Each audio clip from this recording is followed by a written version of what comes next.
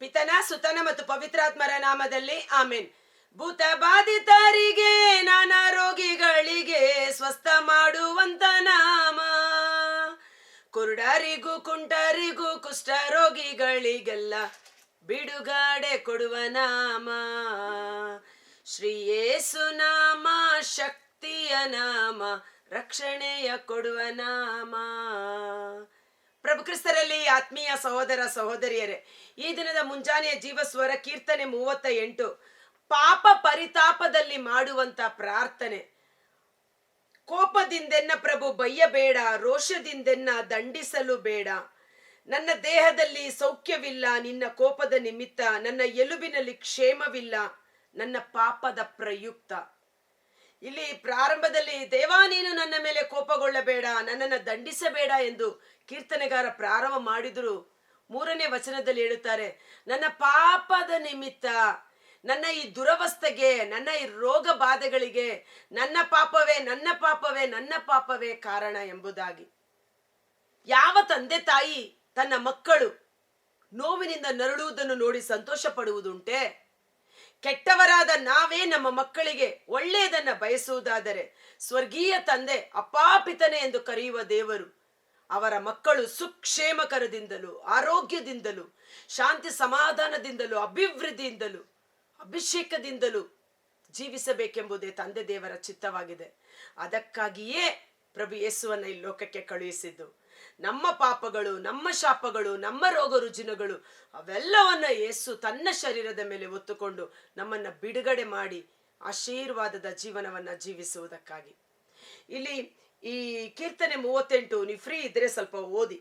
ಯಾಕಂದ್ರೆ ಈ ಅಧ್ಯಾಯ ಪೂರ್ತಿ ನನ್ನ ಶರೀರವಿಡೀ ಯಾತನೆಯಿಂದ ನರಳುತ್ತಿದ್ದೆ, ನನ್ನ ಎಲುಬುಗಳು ಪುಡಿ ಪುಡಿಯಾಗುವಂತ ಅನುಭವ, ಕಣ್ಣೀರಿನಿಂದ ನನ್ನ ಮಂಚ ತುಂಬಿ ಹೋಗಿದೆ, ನನ್ನ ನಾಲಿಗೆ ಸೇದಿ ಹೋಗಿದೆ, ನನ್ನ ಶರೀರದಲ್ಲಿ ಸೌಖ್ಯವಿಲ್ಲ, ನನಗೆ ಕ್ಷೇಮವಿಲ್ಲ, ಸಮಾಧಾನವಿಲ್ಲ.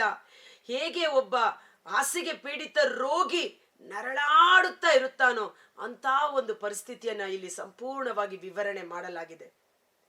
ಯೆಶಾಯ 1:6 ಸಹ ಅಲ್ಲಿ ಪ್ರವಾದಿ ಹೇಳುತ್ತಾನೆ, ನಿಮ್ಮ ತಲೆ ತುಂಬ ತಲೆ ನೆತ್ತಿಯಿಂದ ಹಿಡಿದು ಪಾದದವರೆಗೂ ಗಾಯಗಳೇ, ಕೀವು ಸೋರುತ್ತಿದೆ, ಅದನ್ನ ಕಟ್ಟಿ ಔಷಧಿ ಹಾಕುವವರು ಯಾರೂ ಇಲ್ಲ, ಅದನ್ನ ಗುಣ ಮಾಡುವವರು ಯಾರೂ ಇಲ್ಲ, ಹೃದಯ ದುರ್ಬಲವಾಗಿದೆ, ಮನಸ್ಸು ಗಾಯಗೊಂಡಿದೆ. ಯಾಕೆ ನಿಮಗೆ ಈ ಅವಸ್ಥೆ? ಬನ್ನಿ ಬನ್ನಿ ವಾದಿಸೋಣ, ಬನ್ನಿ ಪ್ರಭುವಿನ ಕಡೆಗೆ ತಿರುಗಿ ಬನ್ನಿ. ನಿಮ್ಮ ಕೈಗಳು ರಕ್ತ ಸಿಕ್ತವಾಗಿದೆ, ನಿಮ್ಮ ಕೈಗಳನ್ನ ತೊಳೆದುಕೊಳ್ಳಿ. ನಿಮ್ಮ ಪಾಪದ ನಿಮಿತ್ತ ಬಂದಿರುವ ರೋಗ ಬಾಧೆಗಳು, ನಿಮ್ಮ ಪಾಪ ಎಷ್ಟೇ ಘೋರವಾಗಿದ್ದರೂ ಕಡುಗೆಂಪಾಗಿದ್ದರೂ ಅದನ್ನ ಹಿಮದಂತೆ ಪ್ರಭು ಬದಲಾಯಿಸಲು ಶಕ್ತರಾಗಿದ್ದಾರೆ. ನೀವು ಯಾಕೆ ಈ ದುರವಸ್ಥೆಯಲ್ಲಿ ರೋಗ ಬಾಧೆಯಲ್ಲಿ ನರಳಾಡಬೇಕು? ಪ್ರಭುವಿನ ಕಡೆಗೆ ತಿರುಗಿ ಬನ್ನಿ ಎಂಬುದಾಗಿ.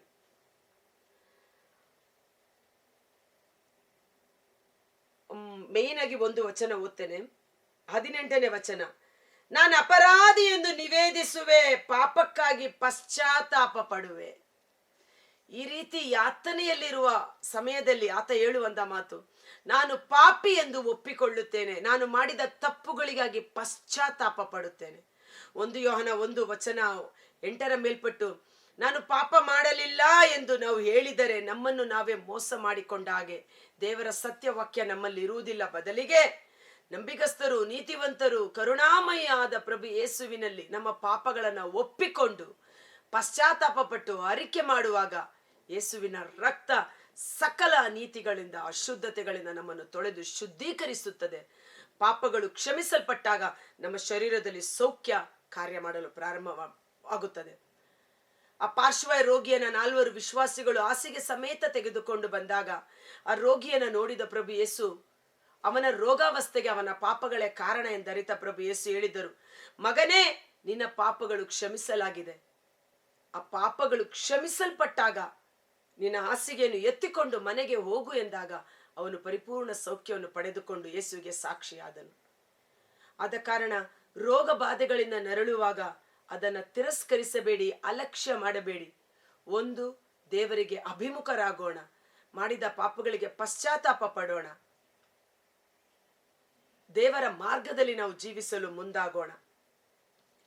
ಈ ರೋಗ ಬಾಧೆಯ ಕುರಿತು ಅಥವಾ ಯಾಕೆ ನಮಗೆ ಈ ಅವಸ್ಥೆ ಅಂತ ನೋಡುವುದಾದರೆ 1 ಪೇತ್ರ 4ನೇ ಅಧ್ಯಾಯ.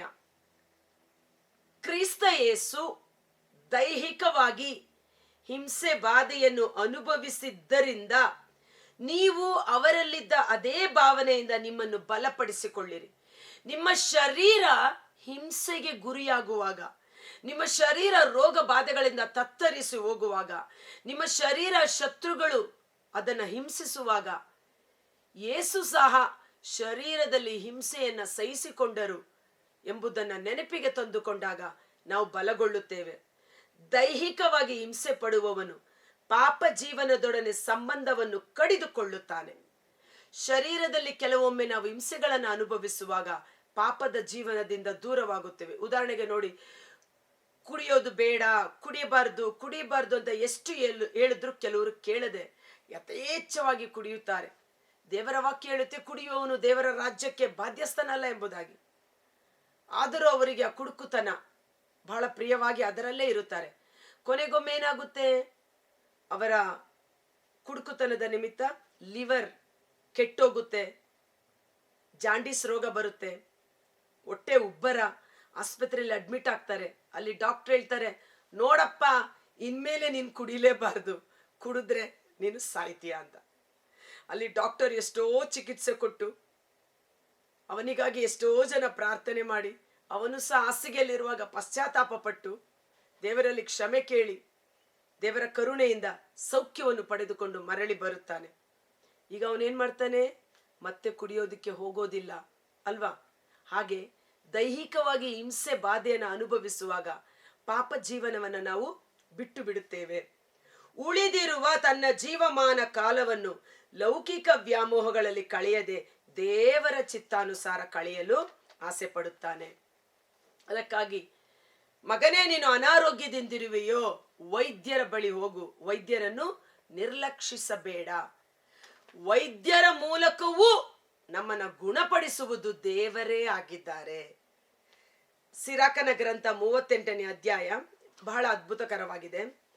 ವೈದ್ಯನ ಸೇವೆಗನುಸಾರ ಮರ್ಯಾದೆ ಸಲ್ಲಿಸುವ ಅವನಿಗೆ ಅವನನ್ನು ಉಂಟು ಮಾಡಿದಾತ ದೇವರೇ. ಆ ವೈದ್ಯನಿಗೆ ಬೇಕಾದಂತ ಜ್ಞಾನವನ್ನು ಕೊಟ್ಟಿದ್ದು ದೇವರೇ. ಗುಣಪಡಿಸುವ ಶಕ್ತಿ ಬರುವುದು ಮಹೋನ್ನತನಿಂದ. ಆದರೆ ಗುಣಪಡಿಸುವ ಶಕ್ತಿ, ಗುಣಪಡಿಸುವ ಕೃಪೆ ಬರುವುದು ಮಹೋನ್ನತನಿಂದ. ವೈದ್ಯನಿಗೆ ಬಹುಮಾನ ದೊರಕುವುದು ಅರಸನಿಂದ. ಸರ್ವೇಶ್ವರ ಔಷಧವನ್ನು ಉತ್ಪನ್ನ ಮಾಡಿದನು ಭೂಮಿಯಿಂದ, ಬುದ್ಧಿವಂತನಾರಿಗೂ ಏಸಿಗೆಯಾಗುವುದಿಲ್ಲ. ಅದರಿಂದ ಗಿಡ ಹಾಕಿದ್ದರಿಂದ ನೀರು ಸಿಹಿಯಾಯ್ತಲ್ಲ, ಇದರಿಂದ ಅದರ ಸತ್ವ ತಿಳಿದು ಬಂತಲ್ಲ. ಮಾರಾದ ಕಹಿಯಾದ ನೀರನ್ನು ಕುಡಿಯಲು ಸಾಧ್ಯವಾಗದೆ ಜನರೆಲ್ಲರೂ ಗೋಳಾಡಿದಾಗ ಆ ಒಂದು ಗಿಡವನ್ನು ತೆಗೆದುಕೊಂಡು ಬಂದು ಹಾಕು ಎಂದು ಸರ್ವೇಶ್ವರನ ಆಜ್ಞೆಯಂತೆ ಹಾಕಿದಾಗ ನೀರು ಸಿಹಿಯಾಯಿತು. ಆ ಗಿಡ ದೇವರಿಂದ ಉತ್ಪತ್ತಿಯಾದುದು. ದೇವರು ಉತ್ಪತ್ತಿ ಮಾಡಿದ ವಸ್ತುಗಳು ಅನೇಕ ಔಷಧೀಯ ವಸ್ತುಗಳ ಗುಣಗಳನ್ನು ಹೊಂದಿದೆ.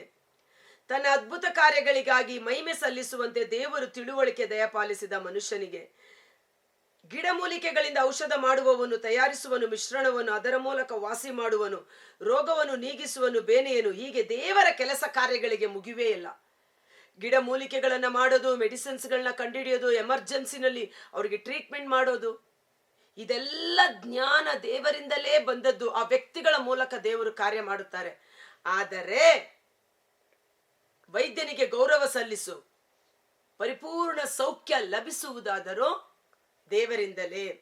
ಮಗನೇ, ನೀನು ಕಾಯಿಲೆಯಾಗಿರುವಾಗ ಅಲಕ್ಷ್ಯ ಮಾಡದಿರು, ಸರ್ವೇಶ್ವರನನ್ನು ಪ್ರಾರ್ಥಿಸು, ಆತ ನಿನ್ನನ್ನು ಗುಣಪಡಿಸುವನು. ತಪ್ಪು ಮಾಡುವುದನ್ನು ಬಿಟ್ಟು ಬಿಟ್ಟು ನಿನ್ನ ಕೈ ಕೆಲಸವನ್ನು ಸರಿಪಡಿಸು, ಎಲ್ಲಾ ತರದ ಪಾಪಗಳಿಂದ ನಿನ್ನ ಹೃದಯವನ್ನು ಶುದ್ಧಗೊಳಿಸು. ಒಂದು ಕ್ಷಣಕಾಲ ನಾವು ನಮ್ಮ ಕಣ್ಗಳನ್ನು ಮುಚ್ಚೋಣ. ಕರ್ತನಾದ ಯೇಸುವೇ, ಮುಂಜಾನೆ ಜೀವ ಸ್ವರವನ್ನು ಆಲಿಸುತ್ತಿರುವ ಪ್ರತಿಯೊಬ್ಬ ಸಹೋದರ ಸಹೋದರಿಯರು, ವಿಶೇಷವಾಗಿ ಹಾಸಿಗೆ ಪೀಡಿತ ರೋಗಿಗಳು, ಶರೀರದಲ್ಲಿ ನಾನಾ ವಿಧವಾದ ರೋಗ ರುಜಿನಗಳಿಂದ ನರಳುತ್ತಿರುವ ರೋಗಿಗಳಿಗಾಗಿ ಪ್ರಾರ್ಥನೆ ಮಾಡುತ್ತೇನೆ. ಪಾಪ ನಿವೇದನೆ ಮಾಡದೆ ಪಾಪಗಳನ್ನು ನಾನು ನನ್ನ ಹೃದಯದಲ್ಲಿ ಮುಚ್ಚಿಟ್ಟುಕೊಂಡಿದ್ದಾಗ ಅದು ನನ್ನ ಶರೀರದ ಎಲುಬುಗಳನ್ನು ತಿಂದು ಹಾಕಿತು. ಆದರೆ ನನ್ನ ಪಾಪಗಳನ್ನು ಒಪ್ಪಿಕೊಳ್ಳುವೆನು ಎಂದು ನಾನು ದೇವರ ಸನ್ನಿಧಾನದಲ್ಲಿ ಒಪ್ಪಿಕೊಂಡಾಗ, ನನ್ನ ಪಾಪಗಳು ಪರಿಹರಿಸಲ್ಪಟ್ಟಾಗ ನನ್ನ ದೇಹದಲ್ಲಿ ಸೌಖ್ಯವು, ಕ್ಷೇಮವು, ಅಭಿಷೇಕವು ಉಂಟಾಯಿತು. ಹಿಜ್ಕೀಯ ರಾಜನು ಮರಣಾವಸ್ಥೆಯಲ್ಲಿದ್ದಾಗ ಆತನು ದೇವರಲ್ಲಿ ಪ್ರಾರ್ಥನೆ ಮಾಡಿದ. ದೇವರು ಯೆಶಾಯ ಪ್ರವಾದಿಯ ಮುಖಾಂತರ ಸಂದೇಶವನ್ನು ಕಳಿಸಿಕೊಟ್ಟರು. ನಿನ್ನ ಕಣ್ಣೀರನ್ನು ನೋಡಿದ್ದೇನೆ, ನಿನ್ನ ಪ್ರಾರ್ಥನೆಯನ್ನು ಆಲಿಸಿದ್ದೇನೆ, ನಿನಗೆ ಆಯುಷ್ಕಾಲವನ್ನು ಹೆಚ್ಚಿಸುವೆನು, ನಿನ್ನ ರೋಗವನ್ನು ಗುಣಪಡಿಸುವೆನು. ಯೆಶಾಯನು ಅಂಜೂರದ ಅಡೆಗಳನ್ನು ತಂದು ಆತನ ಮೇಲಿಟ್ಟು ಅದು ಸೌಖ್ಯವನ್ನ ಪಡೆದುಕೊಂಡನು. ಇಂದು ಯಾರೆಲ್ಲ ಮರಣಾವಸ್ಥೆಯಲ್ಲಿದ್ದಾರೋ ದೇವರ ಕಡೆಗೆ ತಿರುಗಿಕೊಳ್ಳಿರಿ. ಪಾಪದ ಜೀವನವನ್ನ ಬಿಟ್ಟು ಬಿಡೋಣ. ಪಾಪಕ್ಕಾಗಿ ಪಶ್ಚಾತ್ತಾಪ ಪಡೋಣ. ನಂಬಿಗಸ್ತನು ಪ್ರೀತಿ ಸ್ವರೂಪಿಯು ಕರುಣಾಮಯಿಯೂ ಆದ ದೇವರು ನಮ್ಮ ಲೆಕ್ಕವಿಲ್ಲದಷ್ಟು ಪಾಪಗಳನ್ನು ಕ್ಷಮಿಸಲಿ. ಯೇಸುವಿನ ನಾಮದ ನಿಮಿತ್ತ ನಿಮ್ಮ ಪಾಪಾಪರಾಧಗಳು ಕ್ಷಮಿಸಲ್ಪಡಲಿ. ನಿನ್ನ ಹಾಸಿಗೆಯನ್ನು ಎತ್ತುಕೊಂಡು ಮನೆಗೆ ಹೋಗು ಎಂದು ನುಡಿದ ಸೌಖ್ಯದ ಶಕ್ತಿ, ಯೇಸುವಿನಿಂದ ದಿವ್ಯ ಶಕ್ತಿ ಹರಿದು ಬಂದು ಸಕಲ ರೋಗಿಗಳನ್ನು ಗುಣಪಡಿಸಲಿ. ಮಲಾಕಿ 4:2 ನೀತಿಯ ಸೂರ್ಯನ ಕಿರಣಗಳು ನಿಮ್ಮ ದೇಹದಲ್ಲಿ ತೂರಿ ಹೋಗಿ ನಿಮಗೆ ಸುಕ್ಷೇಮವನ್ನು ಉಂಟು ಮಾಡಲಿ. ನನ್ನ ವಾಕ್ಯವನ್ನು ಕಳಿಸಿ ಅವರನ್ನು ಗುಣಪಡಿಸಿದನು. ಈ ಜೀವಕರವಾದ ವಚನಗಳು ಅವರಲ್ಲಿ ದಿವ್ಯ ಔಷಧಿಯಾಗಿ, ಸೌಖ್ಯವಾಗಿ, ಜೀವವಾಗಿ, ಅಭಿಷೇಕವಾಗಿ ಕಾರ್ಯ ಮಾಡುವಂತೆ ಎಲ್ಲಾ ರೋಗಿಗಳ ಸಂಪೂರ್ಣ ಸಂರಕ್ಷಣೆ, ಪರಿಪೂರ್ಣ ಸೌಖ್ಯದ ಅಭಿಷೇಕ, ಉಳಿದಿರುವ ಜೀವಮಾನ ಕಾಲ ದೇವರ ನಾಮದ ಮಹಿಮೆಗಾಗಿ ಜೀವಿಸುವಂತೆ ಯೇಸುವಿನ ಅದ್ಭುತಕರವಾದ ನಾಮದಲ್ಲಿ ಪ್ರಾರ್ಥಿಸಿ ಬೇಡಿ ಹೊಂದಿಕೊಳ್ಳುತ್ತೇವೆ. ಆಮೆನ್. God bless you. ಈ ವಿಡಿಯೋ ಲಿಂಕ್ ಅನ್ನ ಪರರಿಗೂ ಶೇರ್ ಮಾಡಿ ಆಶೀರ್ವಾದವನ್ನ ಹೊಂದಿಕೊಳ್ಳಿ. ಸುಜ್ಞಾನ ಗ್ರಂಥ 16:12 ಅವರು ಗುಣ ಹೊಂದುವುದು ಯಾವುದೇ ಗಿಡಮೂಲಿಕೆಯಿಂದಲ್ಲ, ಮೆತ್ತಗೆ ಮಾಡುವ ಮುಲಾಮಿನಿಂದಲೂ ಅಲ್ಲ, ಸಕಲವನ್ನು ಸ್ವಸ್ಥಪಡಿಸುವ ವಾಕ್ಯದ ಶಕ್ತಿಯಿಂದ. ದೇವರಿಂದಲೇ ನಮಗೆ ಪರಿಪೂರ್ಣ ಸೌಖ್ಯ ಲಭಿಸುವುದು. ಆದರೂ ದೇವರು ಸೃಷ್ಟಿ ಮಾಡಿದ ಮನುಷ್ಯರಿಗೆ ಕೊಟ್ಟಂತ ಜ್ಞಾನ, ಮೆಡಿಸಿನ್ಸು, ವೈದ್ಯರು, ಅವುಗಳನ್ನು ಅಲಕ್ಷಿಸಬೇಡ. ಯಾರಿಗೆ ಗೊತ್ತು, ದೇವರು ಅವುಗಳ ಮೂಲಕವೂ ಸಹ ನಮ್ಮಲ್ಲಿ ಕಾರ್ಯ ಮಾಡುವವರಾಗಿದ್ದಾರೆ. ಪಾಪವನ್ನ ಬಿಟ್ಟು ದೇವರಿಗೆ ಅಭಿಮುಖರಾಗಿ ಪೂರ್ಣ ಸೌಖ್ಯದಿಂದ ದೇವರಿಗೆ ಸಾಕ್ಷಿಗಳಾಗಿ ಜೀವಿಸಿರಿ. Thank you.